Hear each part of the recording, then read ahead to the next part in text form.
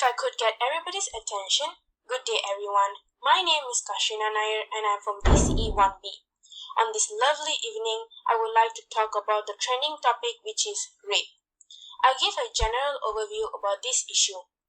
Rape is a huge issue that plagues the world today. It is a worldwide issue and it is not specific to any one country. Rape. It is a form of sexual assault. Over the years, there are thousands and thousands of rape cases that have been reported. Not only to women, but rape happened to men too. This graph shows the number of rape cases by the Royal Malaysian Police (RMP) from 2000 till 2017. In my next slide, I'm going to share about 2 rape cases that happened in India. Sadly, both victims died because of serious injuries. To start, I'll describe the causes of rape. In the second part, I'll mention some of the effects of rape towards the victims. And in the next section, I'll explain the ways to stop rape culture. I would suggest you to save your questions for the end. First, I would like to start with what causes rape. Is it because of the way of dressing? Does the way of dressing provoke? Are women wearing proper attire not facing sexual assault? Let's watch this video. My standpoint on this: nobody, woman, man, boy, girl, whatever, ever chooses to get raped. They never ask to get raped. It doesn't matter what you're wearing, and it really bothers me when I hear people like, "Oh, you got raped? What were you wearing?" It doesn't matter. You could be wearing a potato sack and still get raped. The example of articles I mentioned earlier, both victims were wearing Punjabi shoot, an Indian traditional attire which does not expose any of the body part. It is said that women are not safe to go out because they might get kidnapped, and the way they dresses up causes rape. In my opinion, it is not because of the way women dresses up. It is because of the rapist alone. Before I start with what causes rape, I would like to share the most common tactic used by the rapist to influence the victim. With the easy availability of illegal drugs, date rape has become more commonplace. Date rape drugs are types of drugs or alcohol used to make rape or sexual assault easier. The rapists usually use illegal substances to render their victims and overpower them. For example, alcohol and ketamine. Some of the drugs can create memory loss, so it makes it impossible for the victims to express what happened. In these cases, the victims do not even know what happened to them and if they were even raped. Now, I would like to share what causes rape. The causes of rape is because of lack of sex education.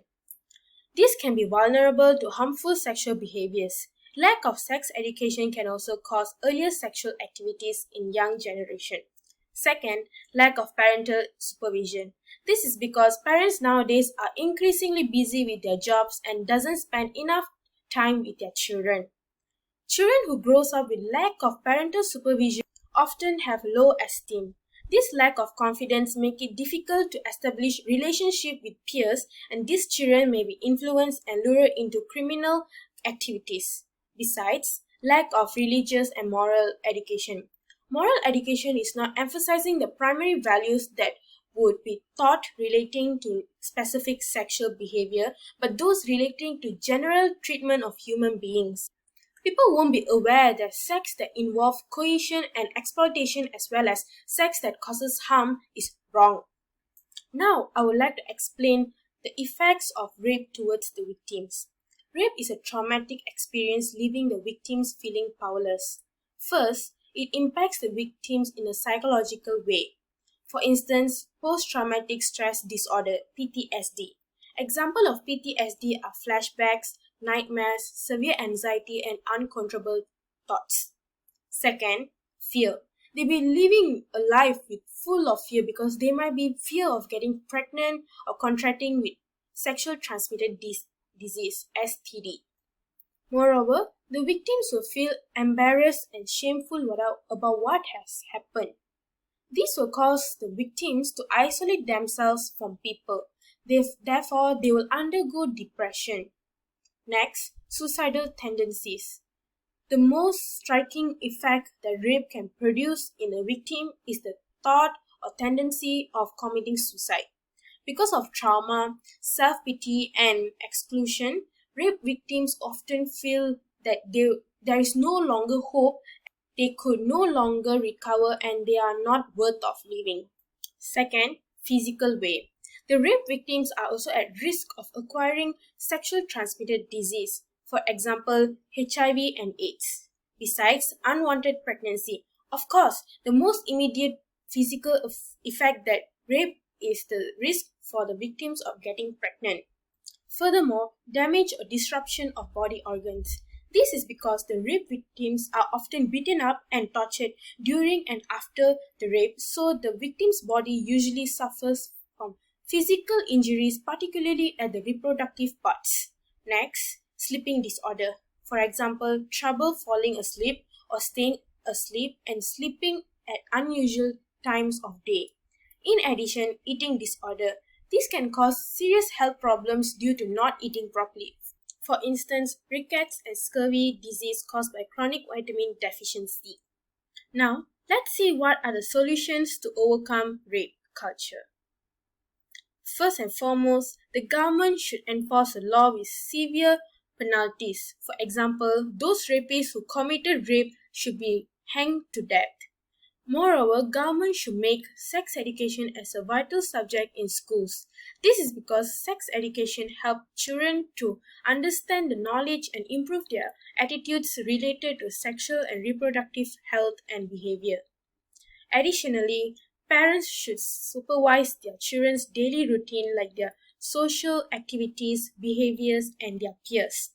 For an instance, parents should spend time with their children and educate them about the rights and the wrongs in all aspects.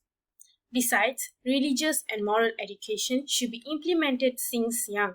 For example, younger generations should involve more in religious activities during their leisure time.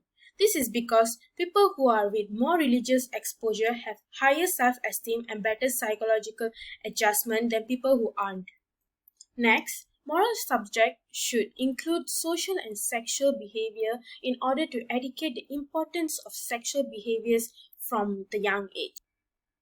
In conclusion, I would like to emphasize that sexual assault like rape poses an obstacle to peace and security. Many victims loses their happiness, livelihood, health, and many more as a result of rape. Life is too short to struggle and live depressed. Let's live a peaceful life without fear of getting raped or any sexual assault.